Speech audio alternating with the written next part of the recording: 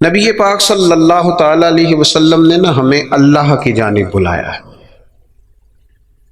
دنیا کے اندر مسلمان کا اور غیر مسلم کا فرق یہ ہے کہ مسلمان نظریاتی ہے، عقیدے والا ہے، اور جو مسلمان نہیں ہے وہ نظریاتی نہیں ہے۔ یہ ایک فرق ہے۔ نبی پاک علیہ السلام داعیہ اللہ ہیں۔ نبی کریم علیہ السلام نے نا ہمیں نظریہ دیا ہے، نظریہ۔ حضور نے ہماری سوچوں کو بدلا ہے، ہمیں نظریاتی بنایا ہے۔ دنیا میں ایک نظریہ یہ ہے کہ ہم نے جو محنت کرنی ہے، جو کوشش کرنی ہے، جو کاوش کرنی ہے، جو کما لینا ہے، وہی صرف ہمارا ہے۔ عقل کے زور پر، علم کے زور پر، ٹیکنالوجی کے زور پر، میڈیکل کے زور پر ہم نے چلنا ہے، اور یہ اسی پر فقط بھروسہ کریں گے تو پھر آگے بڑھیں گے معاذ اللہ۔ یہ عام نظریہ غیروں کا ہے۔ مسلمان کا کیا نظریہ ہے؟ مسلمان کا نظریہ ہے کہ کوشش کرنا انسان کے ذمے ہے، باقی ہونا وہ ہے جو رب نے جانا ہے۔ یہ نظریہ ہے۔ عقیدہ توحید ایک نظریہ ہے۔ جب رب چاہے گا، جتنا چاہے گا، جس کو چاہے گا اپنے فضل سے عطا فرمائے گا، یہ ایک نظریہ ہے۔ نبی پاک صلی اللہ تعالی علیہ وسلم نے مکمل محنت کا حکم دیا، جد و جہد کی بات کی، ہمت کی بات کی، لیکن فرق کیا ہے؟ کافر بھی محنت کرے گا، ہم بھی محنت کریں گے۔ فرق یہ ہے کہ وہ اسباب سے نتیجہ چاہتا ہے۔ مومن کی یہ شان ہے کہ وہ ساری محنت کر کے نتیجہ اپنے رب کریم پہ چھوڑ دیتا ہے۔ ہمارے ساتھ آہستہ آہستہ یہ ہوا ہے کہ جدید دور آیا، اس دور کے اندر لوگ مادہ پرستی کی طرف بڑھے، علم پر، ٹیکنالوجی پر، میڈیکل پر، اپنی کاوش پر، اپنی عقل پر اتنا بھروسہ کیا کہ وہ اس طرح کی بولیاں بولنے لگے جس طرح کی بولیاں غیر بولتے تھے۔ ہمیں یہ حکم دیا گیا ہے کہ تم نے اپنی ہر چیز اپنے رب کے حوالے کر دینی ہے۔ تمہاری ساری کی ساری توجہ اور تمہاری مکمل توجہات کا مرکز اللہ کی ذات پر بھروسہ ہونا چاہیے۔ آپ کبھی غور کریں تو نبی پاک صلی اللہ علیہ وسلم اس مضمون کو ہمیں کس طرح سمجھاتے ہیں۔ حضور علیہ الصلوۃ والسلام فرماتے ہیں اگر تم رب پر بھروسہ کرو گے نا تو وہ تمہیں اسی طرح رزق دے گا جس طرح پرندوں کو عطا کرتا ہے۔ کبھی اس حدیث کے حسن پر غور کریں۔ پرندے کی کتنی تعلیم ہے، کون سا کام سیکھا ہے؟ گھر سے نکلا ہے تو اسے پتہ ہے کس دفتر میں جانا ہے، اسے پتہ ہے کہ میں نے کہاں نوکری کرنی ہے۔ نکلنا بہرحال شرط ہے، نکلنا اس نے ہے۔ حضور فرماتے ہیں نکلو پر تمہارا بھروسہ رب کریم پہ ہو، جب تم لوٹو گے تو اسی طرح تمہیں روزی دے گا جس طرح پرندوں کو عطا کر دیتا ہے۔ ہم نے نظریاتی بننا ہے، نظریاتی۔ ہمارا سارا دھیان بندوں کی طرف ہے، ساری توجہ مالداروں کی طرف ہے، سارا خیال سیٹھوں نوابوں کی طرف ہے، سارا میلان ہمارا بزنس کی طرف ہے۔ سارا یہ سارا نہیں ہونا چاہیے۔ ہاتھ کار والے پر دل یار والے، یہ میلان سارا نہیں ہونا چاہیے تھا۔ حضور نے ہمیں سکھایا ہے کہ بھروسہ اللہ کی ذات پہ، بھروسہ۔ اسلام ایک روحانی دین ہے،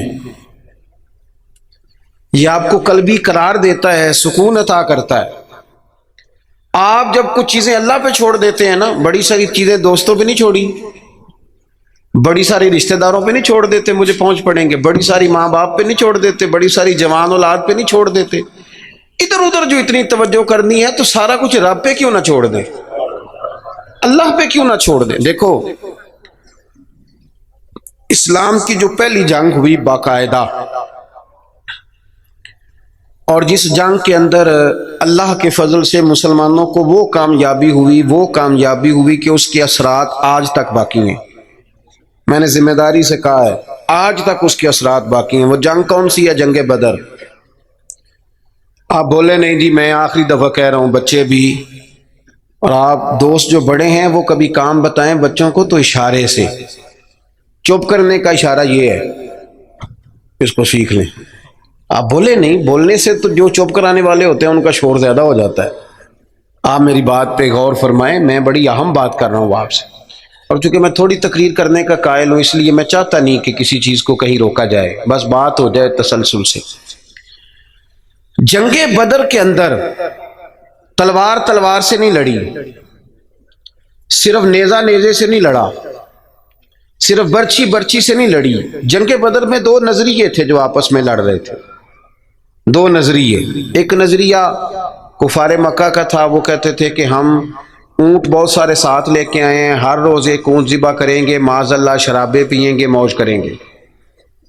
ان کا یہ نظریہ تھا کہ ایک ایک بندے کے پاس تین تین قسم کا اسلحہ تھا، تلوار بھی ہے، نیزہ بھی ہے، تیر بھی ہے۔ اس طرف کیا تھا، اس طرف وہ 1000 بندہ، یہاں 313۔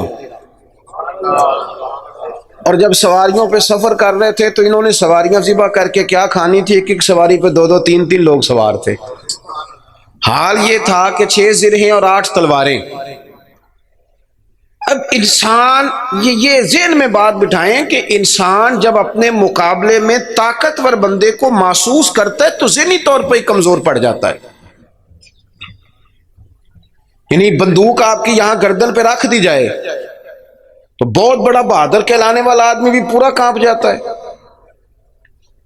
جب ذہن بن جائے نا کہ میرے سامنے 3 گنا زیادہ فوج کھڑی ہے اور اسلحے سے لیس ہے، بندہ نفسیاتی طور پر ہی کمزور ہو جاتا ہے، ذہنی طور پر ہی۔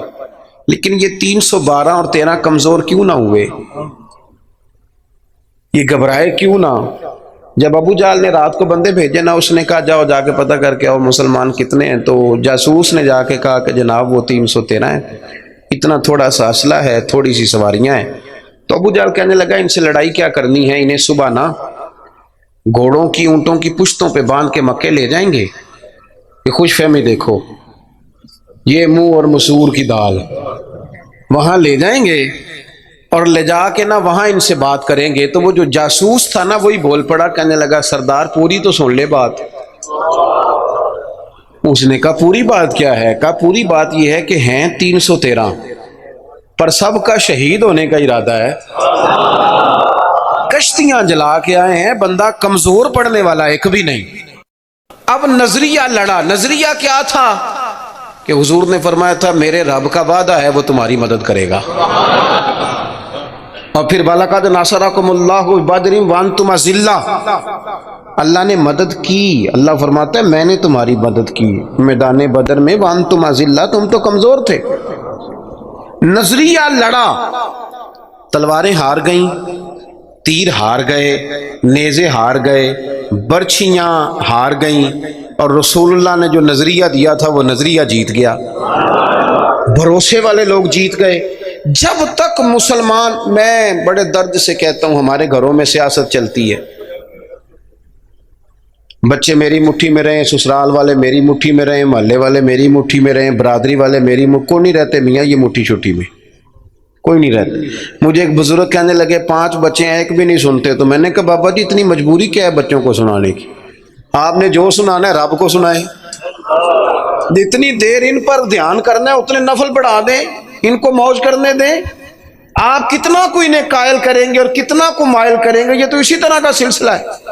جتنی سیاست ہم لڑاتے ہیں نا لوگوں کو سیٹ کرنے میں، اگر اس سے آدھا وقت بھی اپنے رب کو راضی کرنے میں لگائیں نا تو رب راضی ہو جائے تو لوگوں کے دلوں میں محبت پیدا فرما دیا کرتا ہے۔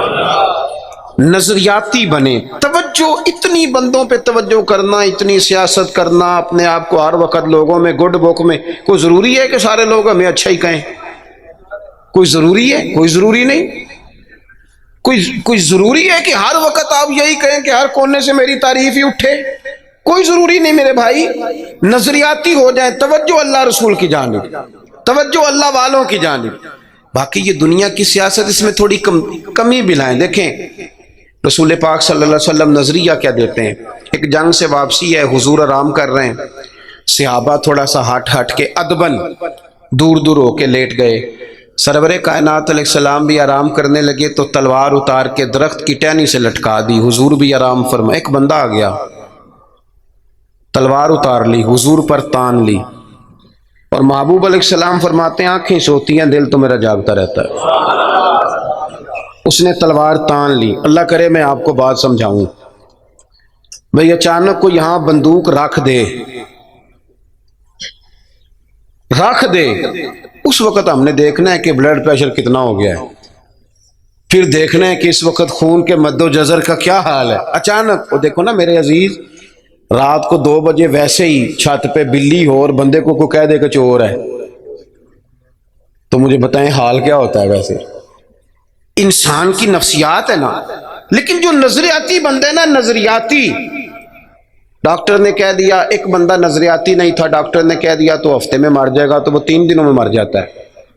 ایک نظریاتی ہے، ڈاکٹر نے کہا 1 ہفتے کے بعد آپ دنیا سے رخصت ہوں گے، تو اس نے کہا ڈاکٹر صاحب آپ جو کہہ رہے ہیں اپنے علم کے مطابق کہہ رہے ہیں، ہونا وہ ہے جو میرے رب کریم نے چاہنا ہے۔ یہ کئی سال بھی نکال سکتا ہے، شرط یہ ہے کہ ہم نظریاتی ہوں۔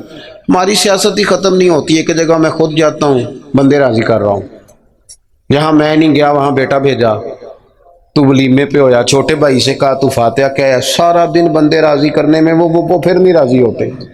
حضرت مولا علی فرمایا کرتے تھے یہ اس طرح ہے جس طرح چرواہے کی بکریاں ہیں، ادھر والی گھیر کے لاؤ تو ادھر والی نکل جاتی، ان کو گھیرو تو ادھر والی نکل جاتی۔ تو ضرورت کیا ہے؟ رب کی جانب توجہ کرنا، اللہ پہ بھروسہ کرنا۔ اس نے تلوار حضور پہ تان لی۔ او بھائی کیا ہوا ہے؟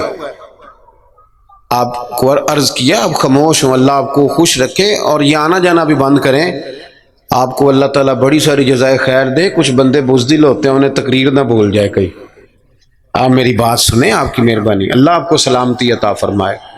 میں نے جتنی بات کر لی ہے شاید اتنی بھی نہ کروں، اس سے کم کروں، لیکن چاہتا یہ ہوں کہ میری نہیں ہے نا، اللہ رسول کی ہے، تو اللہ رسول کی بات اپنے دامن میں بڑا ادب رکھتی ہے۔ عزیز بھائیو، اس نے تلوار حضور پہ تان لی، سرکار نے مقدس آنکھیں کھولی۔ تو میں بتا چکا ہوں کہ اگر ہم پر کوئی پستول تانے تو شاید سارا وجود کانپنے لگے۔ اس نے تلوار تانی، حضور کی مقدس آنکھیں کھلی، کہنے لگا آپ کو مجھ سے کون بچائے گا؟ قربان جائیں، حضور نے مسکرانا شروع کر دیا۔ زندگی نظریاتی بن جاؤ، زندگی ہنس کے گزر جائے گی ساری، لیکن اگر نظریاتی نہیں ہونا تو پھر تو بھائی کاروبار پہ نقصان پہ بھی ہارٹ اٹیک ہو جاتا ہے۔ پھر تو میرے عزیز نوکری سے جواب ہو جائے تو لوگ مریض ہو جاتے ہیں شوگر کے۔ اگر آپ نظریاتی ہیں تو جی لیں گے۔ اس نے کہا کون بچائے گا؟ تو محبوب مسکرا کے فرمانے لگے یہ تو نے عجیب بات کر دی، مجھے میرا رب بچائے گا۔ اللہ کے نام میں طاقت ہے، اللہ کے نام میں قوت ہے، اللہ بچائے گا۔ بس حضور کی زبان نور سے یہ جملے نکلے، اللہ بچائے گا۔ ان لوگوں سے ڈرنا چاہیے جو اپنے فیصلے رب کے حوالے کر دیں۔ اچھا وکیل کرنے کے پیسے نہ ہوں، سفارش کے پیسے نہ، اور معاملہ اللہ پہ چھوڑ دیں، ان سے ڈرو۔ انہوں نے سب سے بڑے کورٹ میں مقدمہ دائر کرا دیا۔ حضور فرمانے لگے رب بچائے گا۔ بس ان لفظوں میں کیا اثر تھا، بندہ کانپنے لگا، تلوار ہاتھوں سے گر گئی، سرکار نے اٹھا لی، فرمایا لو بھائی مجھے تو رب نے بچا لیا ہے، اب تو بتا تجھے کون بچائے گا۔ آپ زندگی میں اگر نظریاتی ہیں تو آپ زندہ ہیں، اور اگر آپ لگے ہوئے ہیں کہ اوہو کیا بنے گا، میری کون سنے گا، گاؤں چھوٹا ہے، میں بات کر بھی لوں گا تو کہاں پہنچے گی، تو کون ہوگا، تو کیسے ہوگا، تو یہ تو کمزوری ہے۔ آپ کے ذمے تو کہنا ہے، پہنچانا تو اللہ کریم کی بارگاہ کرم کے فضل کا نتیجہ ہے یہ۔ اللہ بچائے گا۔ اس کے ہاتھ سے تلوار گر گئی، حضور نے اٹھا لی، فرمایا مجھے تو رب نے بچا لیا ہے، اب تو بتا تجھے کون بچائے گا۔ کہنے لگا حضور میں نے سنا ہے آپ بڑے ہی معاف کرنے والے ہیں، آپ صحیح بتاؤ، ایک بندہ میرے اوپر تانے پستول، تھوڑی دیر کے بعد قابو آ جائے تو وہ مجھے کہے جی آپ تو نیک آدمی ہیں چھوڑ دیں، تو میں کہتا ہوں قابو آ گیا تو میں نیک ہو گیا ہوں، پہلے تو بندوق لے آیا تھا۔ لیکن یہ حضور سید عالم صلی اللہ علیہ وسلم کے ضرف کی، حوصلے کی، اور محبوب کے دل نور کی بڑائی دیکھو کتنا بڑا ہے۔ اس نے کہا سنا ہے آپ معاف کر دیتے ہیں. فرمایا تو نے سنا ہے؟ حضور سنا ہے. پھر مسکرا پڑے, فرمانے لگے جا پھر میں نے معاف کیا. ہو گئی بات ختم. معافی تو یہاں پہلے ہے سب سے, جا معاف کیا. ایک تو اپنی زندگی میں توجہ اللہ پہ کرے. یہ چھوڑ دیں اتنی زیادہ سیاست, اتنا بندوں کے پیچھے بھاگنا, یہ تو تھکا دیں گے, یہ تھکا دیتے ہیں. ان کی ایک خواہش پوری کرو تو یہ دوسری. میں آج ہی پڑھ رہا تھا, حضرت سعید ابن مسیب کہا کرتے تھے یا اللہ یہ بڑوں کی آرزوؤں سے بھی بچانا, ان کی آرزویں بڑی ہوتی ہیں, روز نہیں ہے ایک آرزو. اور حضور دعا مانگا کرتے تھے, نبی کریم علیہ السلام مسند امام احمد بن حنبل میں موجود ہے, اللہ کے محبوب فرماتے تھے اے اللہ اس آرزو سے بچا جو آرزو ایک اور آرزو میں مبتلا کر دے, وہ خواہش جو اور خواہش میں ڈال دے. تو ایک تو توجہ اللہ پہ کریں. دوسری بات, زندگی کو بود و باش کو اس کو سادہ کریں. سرور کائنات صلی اللہ تعالی علیہ وسلم کا کمال یہ تھا کہ لوگ نا حضور کے ساتھ ڈیل کرنے میں آسانی محسوس کرتے تھے کہ حضور سے بات آسانی سے کی جا سکتی ہے. سرور کائنات بات سنتے ہیں. یہ جو ہمیں شوق ہے نا سہولتوں کا, یہ ضرور لیں, کوئی بھی سہولت منع نہیں, لیکن اپنے آپ کو سہولتوں کے ساتھ زندہ رکھنا ہے. ہم نے نا کچھ آسانیاں زیادہ جمع کرنی شروع کر دی اپنے ڈرائنگ روم میں. سردیوں میں ہیٹر ہے, گرمیوں میں اے سی ہے, اور ہر شہر ریموٹ کنٹرول ہے, اٹھنا نہ پڑے بیڈ سے, توبہ توبہ. اور واش روم بھی اٹیچ ہے. اتنی سہولیات جمع کرنا چاہتے ہیں, بس نہیں چلتا, ورنہ جو ہم لا سکتے ہیں وہ تو ضرور آتا ہے. اس سے زیادہ جب آپ اتنی آسانیوں کے عادی ہو جاتے ہیں نا میرے عزیز, تو پھر آپ نظریاتی نہیں رہتے, پھر آپ کو قابو کیا جا سکتا ہے. پھر تو ڈاکٹر کو بھی اے سی دے کے تحفے میں تو مرضی کی دوائی لکھوائی جا سکتی ہے. حالانکہ اس معاملے میں سفارت چلنی چاہیے. صحت والا معاملہ تو ٹھیک ہونا چاہیے نا, لیکن ڈاکٹر اگر بڑا ہے تو اسے چابی دیں کمپنی والے گاڑی کی, تو اسی کمپنی کی دوائی لکھ دے گا, اللہ ماشاء اللہ. جب آپ نظریاتی ہیں, تھوڑے پہ آپ کو گزارا کرنا آتا ہے. حضور صلی اللہ علیہ وسلم نے نا ہمیں اپنی سیرت کے تعلق سے جو دوسرا بڑا نظریہ دیا وہ یہ ہے, آپ کو میری باتوں کی سمجھ آ رہی ہے؟ جو نہیں بولتے انہیں بھی آ رہی ہے. حضور نے ہمیں اپنی سیرت نور سے ایک پیغام دیا ہے کہ دنیا میں تمہارے مکانات نہیں, تم نے یہاں رہنا ہے مسافروں کی طرح. تمہارے لیے نا عالی شان محلات اور تمہاری مرضی کی آسانیاں اور سہولتیں وہ ساری رب نے جنت میں تمہارے لیے تیار کی ہیں. وہاں تمہیں من چاہی چیزیں ملیں.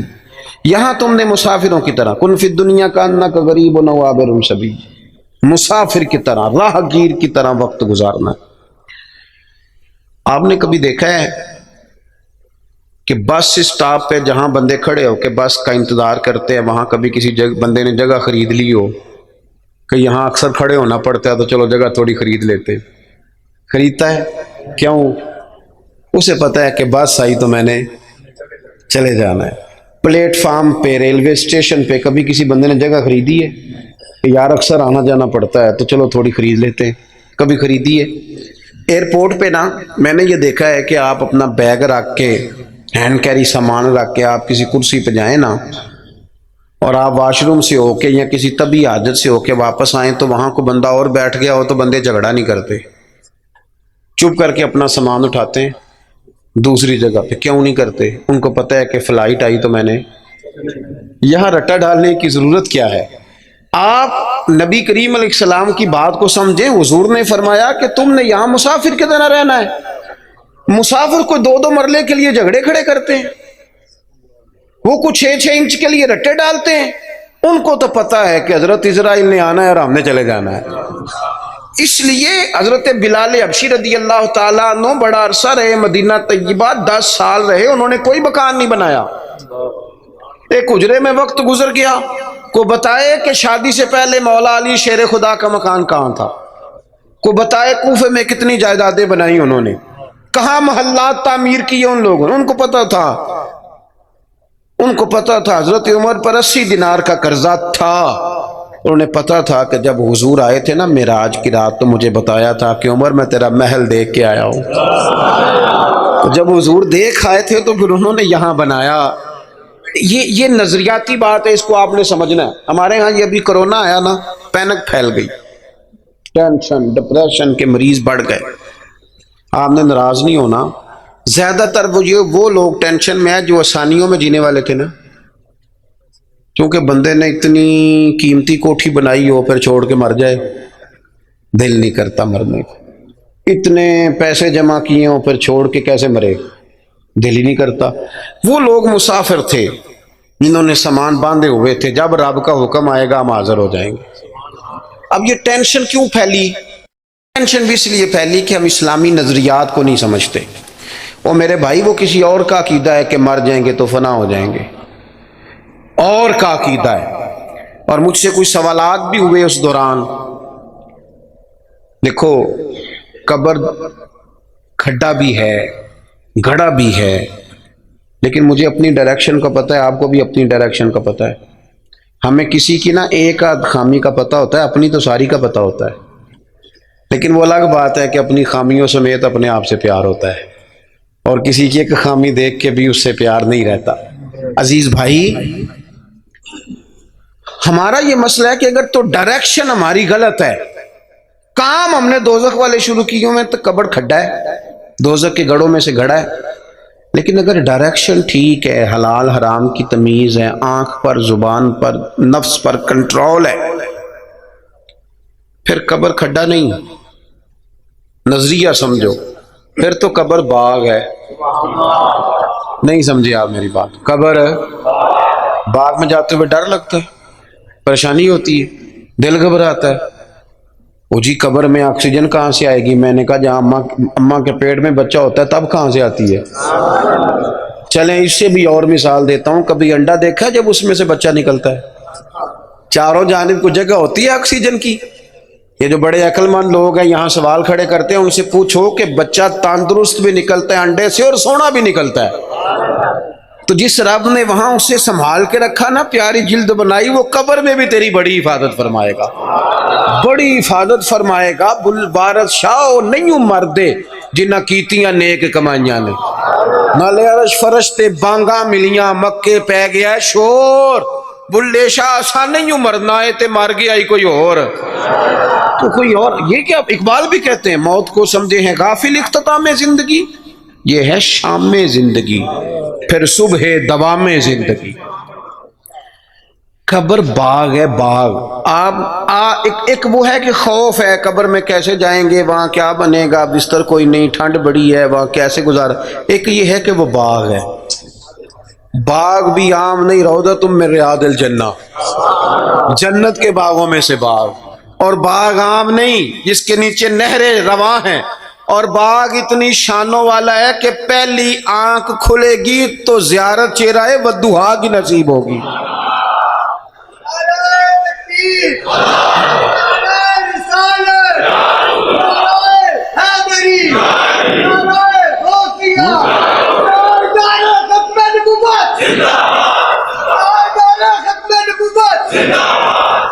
آپ میری بات پر توجہ کر. جب آپ کا یہ نظریہ بن جاتا ہے نا کہ میرے لیے آگے بڑا کچھ ہے. جو لوگ یہاں سے گئے تھے نا سعودی عرب محنت مزدوری کرنے، انہوں نے وہاں مکان بنائے.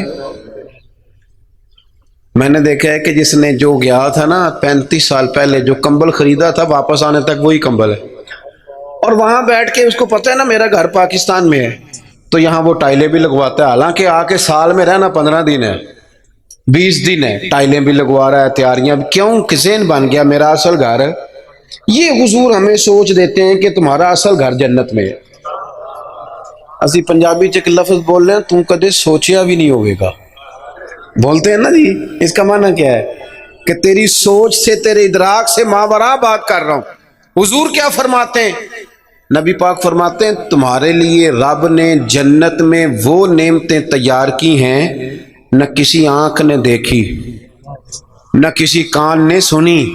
اور فرمایا تمہارے دل پر خیال بھی نہیں گزرا ہوگا کہ اللہ یہ عظمتیں عطا فرمائے گا. اس کی طرف رغبت کی. یہ تو آپ آئے ہیں جاہل لوگ جو جنت کا مذاق اڑاتے ہیں.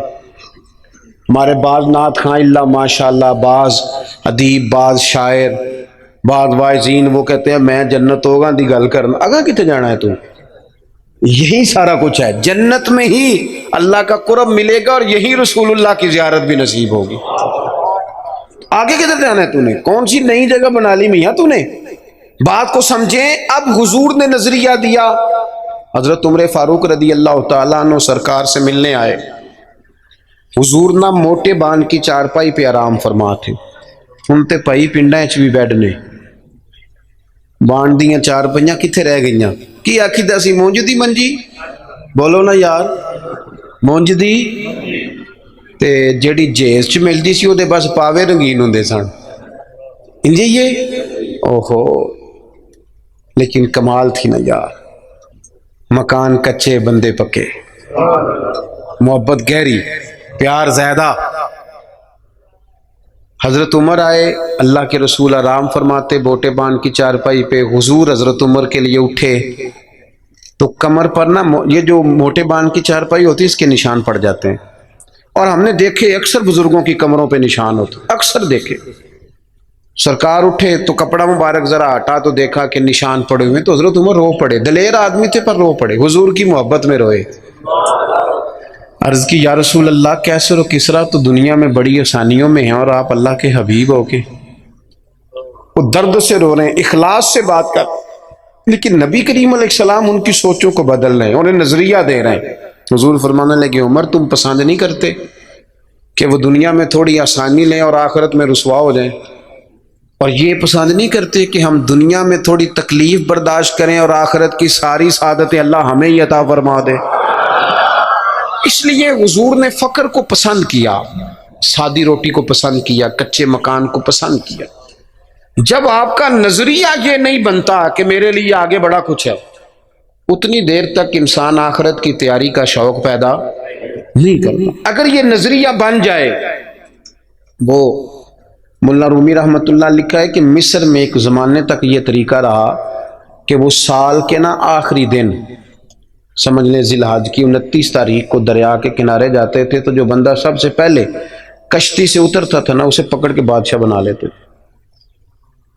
پورا سال اس کی بات مانتے تھے، لیکن سال گزرنے سے 2-3 دن پہلے اسے جنگل میں چھوڑ آتے تھے، بھیڑیے کھا جاتے تھے، کہتے تھے اگر زندہ رہا تو دوبارہ کرسی پہ بیٹھنے کی سازش کرے گا۔ اس کا بھی بڑا ذائقہ ہے نا، ایک دفعہ بندہ بن جائے تو پھر یہ چسکا جاتا بھی نہیں۔ تو ان کا یہ طریقہ تھا۔ ایک درویش بھی ایک دن، اسے کیا پتا تھا کہ یہ بادشاہ بنائیں گے، وہ اترا کشتی سے، انہوں نے پکڑ لیا، وہ کدھر لے کے جا رہے ہو؟ کہا تمہیں بادشاہ بنانا ہے۔ کہنے لگا مجھ سے تو پوچھ لو۔ انہوں نے کہا بادشاہ ہم جو بندہ آتا ہے نا ہمارا اصول ہے بادشاہ بنا لیتے ہیں۔ تو اس نے کہا ٹھیک ہے، بتاؤ بادشاہ کے ساتھ کیا کرتے ہو، کیا طریقہ؟ انہوں نے کہا جی سال آپ کی بات مانیں گے۔ تو میں سال کے بعد کہنے لگے وہ جنگل ہے اس میں چھوڑ آئیں گے۔ کہنے لگا ایک تو 2 وعدے کرو، ایک تو تم جو میں کہوں گا سارا سال مانو گے، اور دوسرا اسی جنگل میں چھوڑو گے، کسی اور میں تو نہیں پھر چھوڑاؤ گے؟ انہوں نے کہا نہیں اسی میں چھوڑیں گے۔ اس نے بیٹھتے ہی پہلا حکم یہ دیا کہ اس جنگل سے ساری جھاڑیاں کاٹ دو۔ دوسرا حکم یہ دیا، اب جھاڑیاں کٹ رہی تھی تو درندے ویسے ہی بھاگ گئے جنگل سے۔ پھر اس نے کہا کہ یہاں ذرا لگا کے نا اچھی طریقے سے حالت تو ذرا پھول اگاؤ، کھیتیاں اگاؤ۔ وہ پورا سال وہ باغ سنوارتا رہا۔ اب لوگوں نے وعدہ کر لیا تھا وہیں چھوڑ کے آئیں گے۔ سال کا آخر ہوا تو پہلے بادشاہوں کو لے جائیں، وہ بیٹھتے تھے نا کرسیوں پہ تو غافل ہو جاتے تھے اور چکروں میں پڑ جاتے تھے۔ معاذ اللہ کہتے تھے یہ گزارو نا تو پھر آخری دن دیکھا جائے گا۔ معاذ اللہ جو آج ہماری سوچیں بن گئی۔ اب آخری دن جب جنگل میں لے کے جاتے تھے تو تڑپتے تھے، نہ لے کے جاؤ نہ لے کے جاؤ، لیکن اس نے چونکہ سارا سال محنت کی تھی نا وہاں جانے کے لیے، اس کو جب لے کے جا رہے تھے تو کہہ رہا تھا اجلونی، ذرا جلدی نہیں لے جاتے، ذرا جلدی نہیں لے جاتے۔ عارف رومی فرماتے ہیں کچھ بندے دنیا میں رہتے ہیں، دنیا میں جیتے ہیں، لوگوں کے ساتھ وقت گزارتے ہیں، لیکن موقع ملا ہوتا ہے نا اپنی قبر کو باغ بناتے رہتے ہیں، پھول لگاتے رہتے ہیں۔ اور یار کتنی لمبی راتیں ہیں، جو ان راتوں میں بھی تہجد نہ پڑھے اس نے کب پڑھنی ہے؟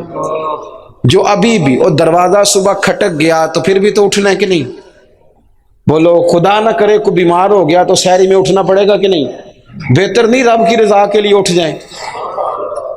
اٹھے نا 5 بجے، آدھا گھنٹہ نفل پڑھیں، پھر فجر ہو جائے گی، پھر اس کے بعد فجر کی فرائض کی تیاری کریں۔ دنیا میں رہ کے جو بندہ اپنی وہاں کے مارتا رہے گا نا بچھو قبر کے، انشاءاللہ جب وہ دنیا سے جائے گا نا تو حضرت باعزید بستامی کی طرح ہنستا مسکراتا ہی دنیا سے جائے گا، پھر ہنستا مسکراتا ہی دنیا سے جائے گا۔ اور اعلیٰ حضرت بریلوی کہتے ہیں ہم تو لحد میں عشق رخ شاہ کا داغ لے کے چلے، اندھیری رات سنی تھی تو چراغ لے کے چلے اپنی اس فکر کا اظہار کریں۔ بات ختم کرتا ہوں۔ ایک خاتون نے آ کے عرض کیا تھا، بخاری شریف میں موجود ہے، یا رسول اللہ میں مرگی کی مریضہ ہوں۔ تو سرکار نے فرمایا کہ کیا چاہتی ہے؟ عرض کی حضور چاہتی ہوں میرے لیے دعا کر دیں، اللہ شفا دے دے۔ حضور سب کے لیے دعائیں کرتے تھے، پر آج پتہ کیا فرمایا؟ فرمایا اگر تو چاہے تو دعا کر دیتا ہوں، شفا ہو جائے گی، اور اگر کرے صبر۔ معنی کیا ہے؟ مرگی کے ساتھ ہی گزارا کرے، تو پھر میں دعا کروں گا رب تجھے جنت عطا فرمائے گا۔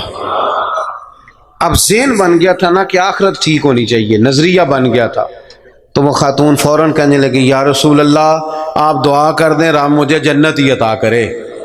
کیا کہہ رہی ہے بھلا؟ وہ کہہ رہی ہے میں مرگی کے ساتھ ہی گزارا کر لوں، تھوڑی سی تو زندگی ہے، جی لوں گی مرگی کے ساتھ ہی۔